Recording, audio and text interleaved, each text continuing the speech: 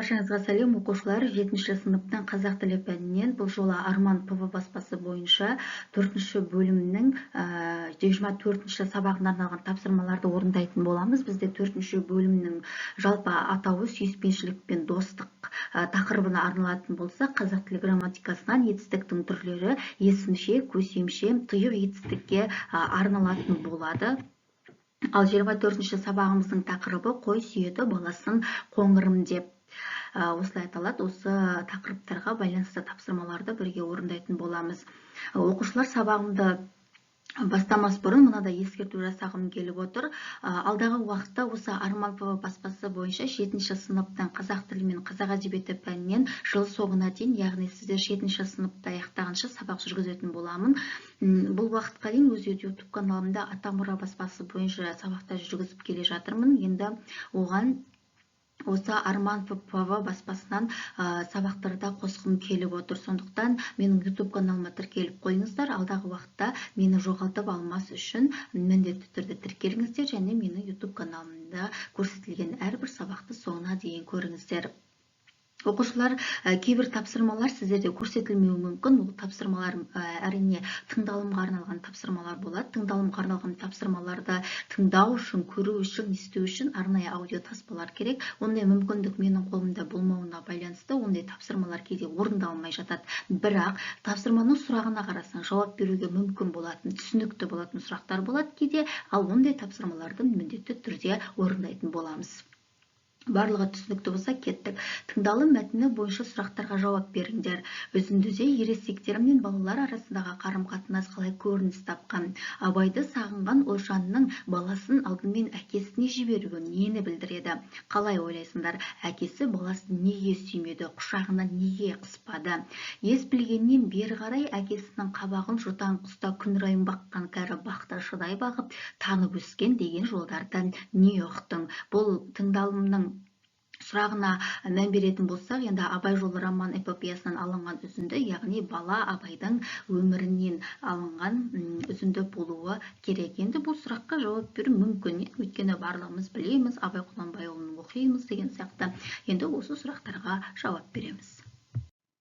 Бірінші сұрақ бойынша ересектер мен балалар арасындағы қарым-қатынас. Үзіндіде ересектер мен балалар арасындағы қарым-қатынас жылы әрі қамқорлықпен сипатталған. Ата-аналар балаларын түсініп, оларды рухани жағынан қолдауға тырысады. Абайдың анасы Олжанның баласын әкесіне жіберуі ананың баласына деген махаббаты мен оны жақындарына жақындатуға деген ұмтылысын көрсетеді деп жауап береміз. Екінші сұрақ бойынша Олжанның Абайды әкесіне жіберуі. Олжанның Абайды алдымен әкесіне жіберуі әке мен бала арасындағы қарым-қатынасты нығайтуды, сондай-ақ әкесінің беделін арттырып, бала үшін маңызды екенін көрсету ниетін білдіреді. Олжан баласын әкесімен байланыстыру арқылы олардың арасында мейірімді қарым-қатынас орнатуға тырысады. Үшінші сұрақ бойынша әкесінің баласын сүймеуі мен құшағына қыспауы туралы. Бұл жерде әкесінің қаталдығы, баласына деген сүйіспеншілігін ашық білдірмеуі мүмкін дәстүрлі тәрбиенің әсерінен болатын шығар. Қазақ қоғамында әкелер көбінесе қаталдықты сақтауға тырысады, баласына эмоциясын ашық көрсетпейді. Сондықтан бұл әке мен бала арасындағы қатал әрі салқын қарым-қатынастың көрінісі болуы мүмкін. Ес білгеннен бері қарай әкесінің қабағын жұтаң құста күн райы баққан кәрі бақташыдай бақып танып өскен деген жолдардың мағынасы. Бұл жолдар Абайдың бала кезінен әкесінің көңіл күйін бақылап, соған сәйкес әрекет етуге үйренгенін көрсетеді. Әкесінің қабағының өзгерістерін ұғынып, оған бейімделу арқылы Абай әкесінің қатал талаптарын түсініп, соған бағынуды үйренген деп жауап береміз. Келесі үшінші тапсырма, мәтінді рөлге бөліп оқып, комментарий жазыңдар дейді. Комментарий мына үлгіде жазылуы керек. Мәтіннің бас кейіпкері, мәтіндегі негізгі ой, мәтіннің стилі, жанры, тілдік ерекшеліктері туралы. Мәтіннің бас кейіпкері Абай. Мәтінде оның анасы Олжан мен әкесі Құнанбаймен қарым-қатынасы, ішкі сезімдері мен өмірге деген көзқарасы сипатталады. Абай болашақ ақын әрі ойшыл ретінде қалыптасу жолында өзіндік тәрбие мен әсерге ие. Мәтіндегі негізгі ой. Мәтіндегі негізгі ой бұл үзіндіде ата-ана мен бала арасындағы қарым-қатынас, қазақ қоғамындағы дәстүрлі тәрбие, ата-ананың мейірімі мен қаталдығы арасындағы тепе-теңдік мәселесі көрініс тапқан. Сонымен қатар бала абайдың рухани жетілу процесі, әке тәрбиесінің оған тигізген әсері мен ана мейірім арқылы көкейіне ұялап келе жатқан тұлғалық қасиеттері баяндалады. Мәтіннің стилі, жанры, тілдік ерекшеліктері. Абай жолы романынан алынған бұл үзінді көркем проза түрінде жазылған. Стилі жағынан поэтикалық және бейнелі тіл қолданылған. Автор әр кейіпкердің мінез-құлқын, ішкі сезімін терең түсінуге мүмкіндік береді. Әр сөз қазақы бояуға қанық, ұлттық салт дәстүрге негізделген. Төртінші тапсырма оқылым мәтіні бойынша жұбымен ақылдасып, сұрақтарға жауап беріңдер. Оқылым мәтіні бізде қоңыр қозым деп аталады. Үзінді неге қоңыр қозым деп аталған? Шешелерінің, әжесінің балаға деген сүйіспеншілігі қалай көрініс тапқан? Тыңдалым мәтінімен салыстыра отырып, әке мен бала, ана мен бала, әже мен немере арасындағы қарым-қатынастың айырмасын талдаңдар. Телғара, жаман неме, көшелі кісі сөздеріне түсінік беріңдер. Міне, төртінші тапсырмада осы 4 сұраққа жауап беретін боламыз. Бесінші тапсырма, екі бағандағы сөйлемдерді салыстыр. Қою қаріппен берілген сөздердің қызметін салыстырыңдар дейді. Біздің мысалға қараңыздар, ағам кеше келген кісі төрге шықты деген сөйлемді екеуін салыстырып көрсетейін сіздерге.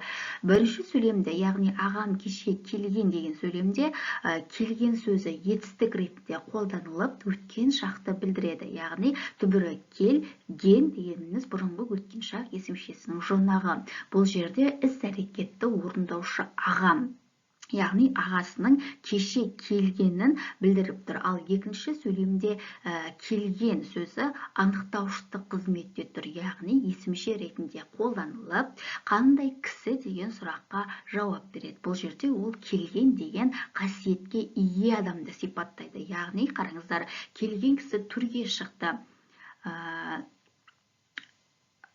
Мысалға сөйлем мүшелерін талдап көруге не істеді? Шықты, кім шықты? Кісі шықты. Қайда шықты? Төрге шықты. Қандай кісі төрге шықты? Келген кісі төрге шықты. Ал ағам кеше келген деген сөйлем мүшелерін талдап көрсек, келген не істеді? Келген етістік. Кім? Ағам қашан келген? Кеше келген. Сонда қараңыздар, екеуі де былай түп тұлғасына қарап тұрсаңыздар, ханген деген бұрынғы өткен шақ есімшесін жасалып тұрған сияқты көрінеді. Бірақ сол нәрсенің негізгі сөйлемде қандай қызметте, қандай сипатта тұрған білу үшін осылай сөйлем мүшелеріне талдап сұрақ қою арқылы ажыратып алуға болады екеніне. Әрі қарайда ол жағдайын айтар, менің айтар сөзім жоқ, балалар мұны көрмес, түйені де көрмес деген сөйлемді дәл осындай үлгі бойынша әрі қарай ара жігін ажырататын боламыз. Алтыншы тапсырма, есімше тұлғалы етістіктерді тауып, мағынасы мен қызметін анықтаңдар. Енді бұл жерде мен сіздерге тек қана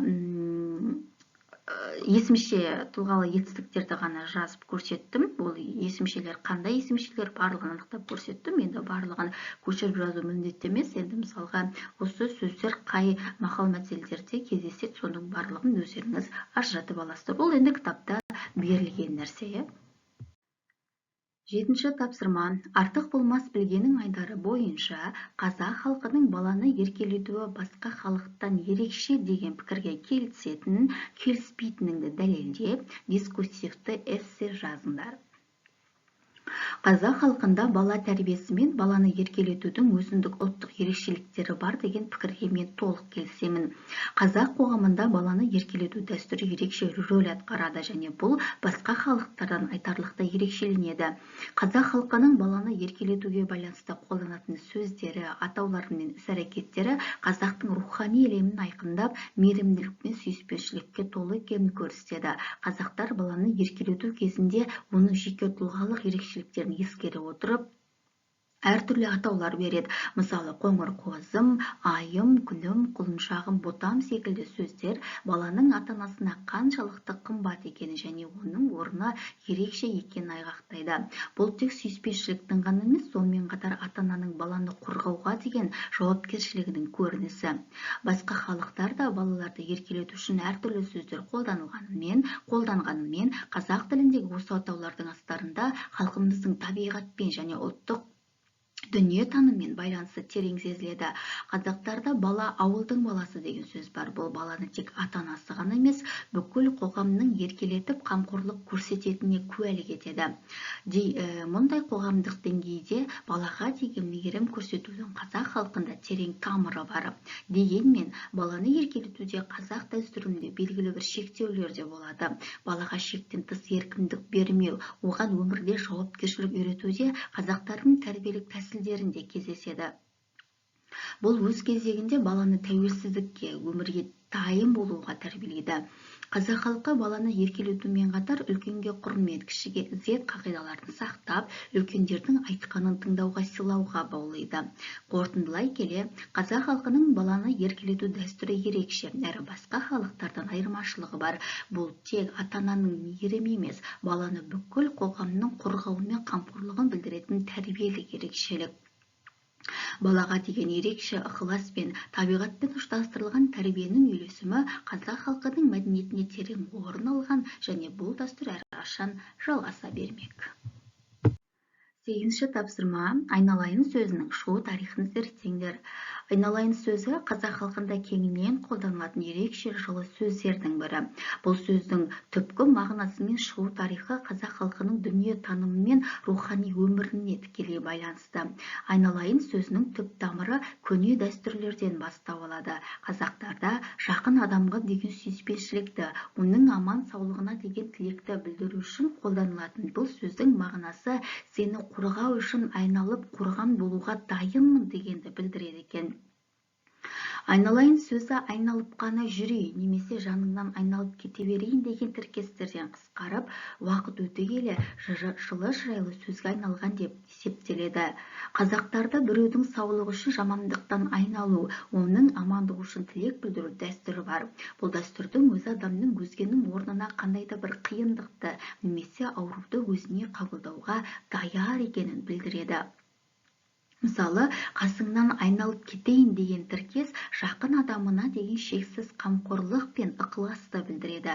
Тарихи тұрғыдан алғанда айналайын сөзінің қолданылуы қазақ халқының дүние танымында табиғатпен, айналадағы қоршаған ортамен байланысу маңызын көрсетеді. Қазақ халқы адам мен табиғат арасындағы байланысты ерекше бағалаған және бұл сөз адамның өзіне жақын жанға, табиғаттың бір бөлшегіне деген сүйіспеншілігін бейнелейді. Қазіргі кезде айналайын сөзі кең мағынада баланы, жақын адамды еркелету үшін айтылады. Бұл сөздің айтылуында адамға деген қамқорлық, жанашырлық, мейірімділік бар. Ол арқылы қазақтар жақын адамына көңіл бөлгенін, оған жақсы тілек айтқанын білдіреді. 9-шы тапсырма. 4 түлектің баласын сүйібі өлеңін тауып жаттап алыңдар. Оқушылар, енді қараңыздар, сіздерге 4-ші бөлімнің 1-ші, 2-ші сабағына арналған тапсырмалар енді дәл осындай үлгіде орындалды. Сабақ сіздерге ұнады деген ойдаймын. Оқушылар алдағы уақытта осындай сабақтар өз жалғасын тапсын десеңіздер, онда мен көрсеткен әр видео сабаққа лайк басып, комментарий жасап отырыңыздар. Және де міндетті түрде менің YouTube каналыма тіркеліңіздер. Себебі мен сіздермен қайталап айтамын, жыл соңына дейін жұмыс жасайтын боламын. Ол деген сіздер 7-ші сыныпта аяқтағанша осы Арман ПВ баспасы бойынша да, Атамұра баспасы бойынша да қазақ тілі мен әдебиетінен осындай форматта, осындай үлгіде сабақтар жүргізіп отыратын боламын. Сондықтан менімен және менің YouTube каналыммен бірге болыңыздар. Өзге де оқушылармен, достарыңызбен бөлісе отырыңыздар. Енді жаңа 90-да жаңа бағытпен бастап жатырмын өз YouTube каналымдағы жұмысымды. Бұған дейін менің YouTube каналымда бұлай Арман ПВ баспасы бойынша сабақтар болмаған. Сондықтан міндетті түрде менің YouTube каналыммен бірге